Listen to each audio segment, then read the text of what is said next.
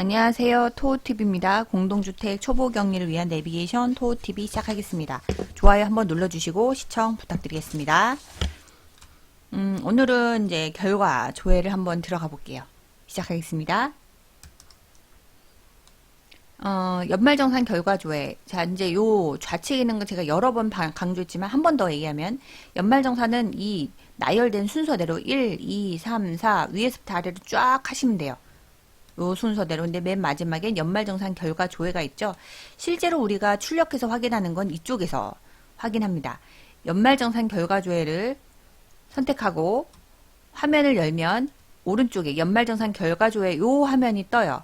그래서 우리가 정산 연도와 정산 대상 전체 부분하셔도 되고, 부분은 한 분만, 뭐 중간 중도 퇴사자가 있다, 뭐 그럴 때만 하는데, 이거는 기간 중에 하는 거. 연말정산은 대부분 전체를 누르고 조회를 해서 다 확인합니다.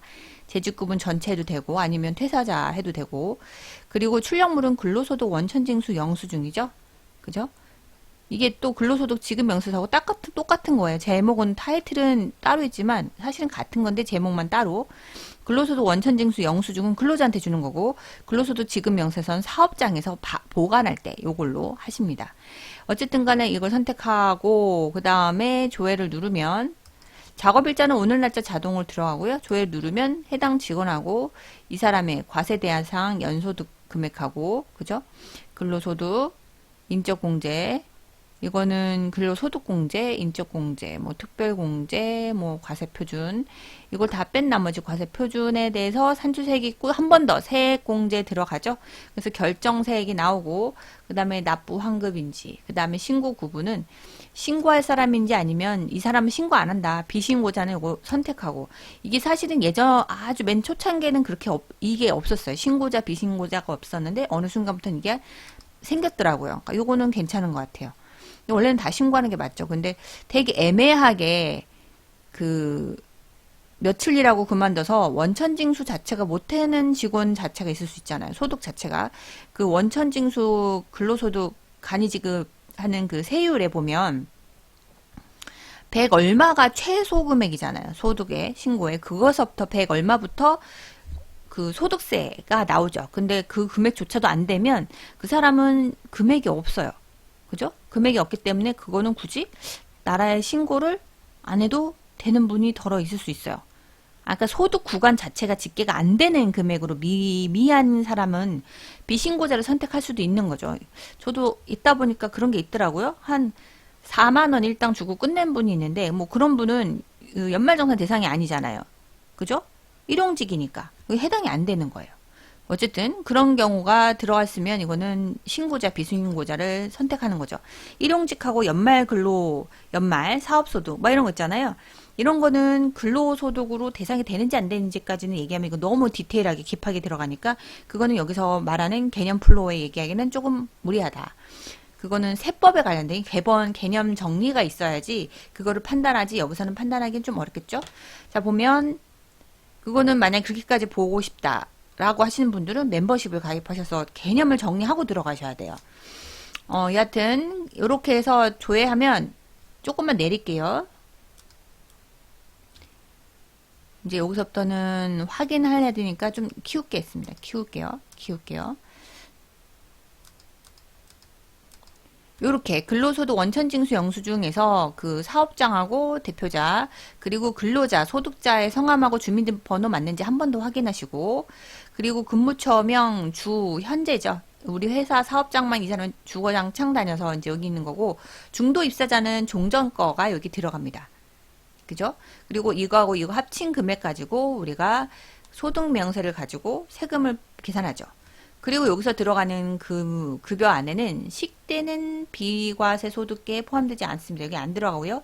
만약에 그 경비나 미와 같은 직원도 우리가 소득을 신고한다, 연말정산한다, 그러면 야간, 혹시라도 경비원의 야간 수당에 대해서는 비과세 구분이 있기 때문에 거기는 여기에 급여는 합산이 되지만 요 밑에 비과세 감면소득 명세서 야간 근로수당에 한 번 더 금액이 240만 원 들어가고, 여기서 여기 뺀 걸로 계산이 들어가요. 자동으로.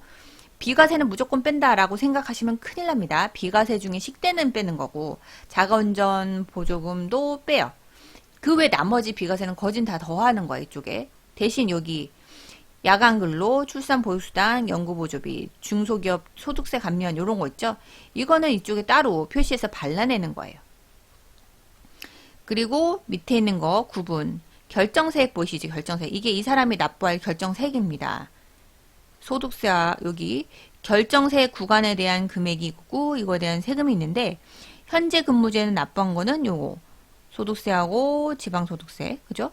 그 다음에 차감 징수세 요거 나머지 더 이 사람은 더 납부해야 될 거죠. 만약에 환급이다 그럼 마이너스고 여기도 마이너스가 표시돼서 그 사람은 돌려줘야 될 금액인 거죠.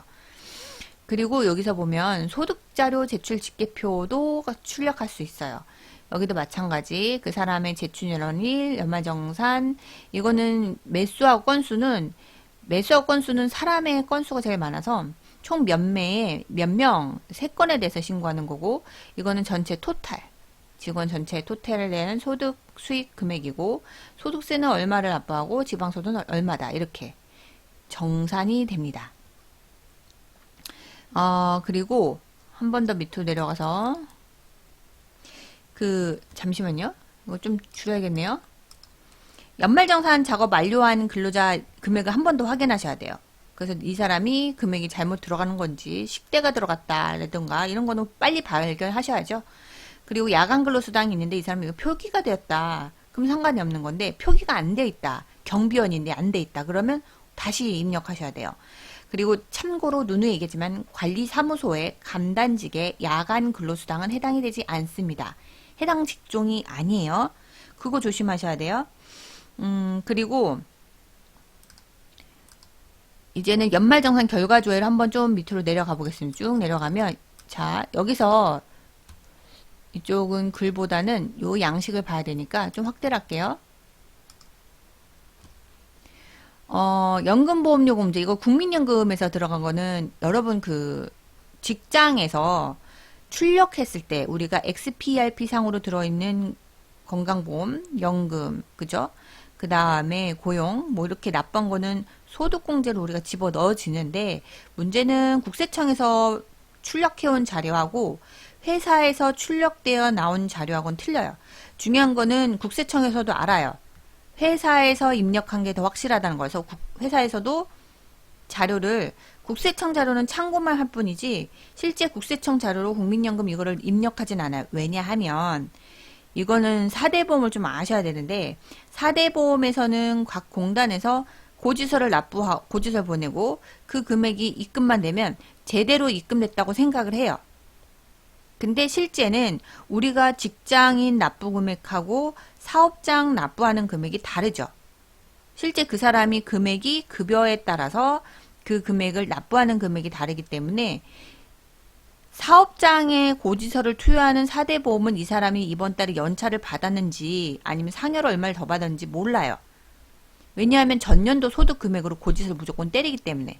그래서 이분들은 납부한 금액하고 우리가 실제 예수한 금액하고 갭이 있을 수밖에 없어요.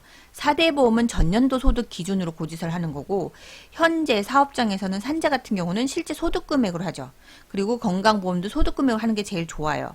그래야지 나중에 퇴사하더라도 이 사람이 나중에 4대보험은 연말정산 끝나고 나서 3월달쯤에 보수총회 신고를 합니다. 그때 모자란 걸 한꺼번에 또 납부를 하죠. 그러니까 그 사람 걸 미리 납부해 놓는 게 좋아요.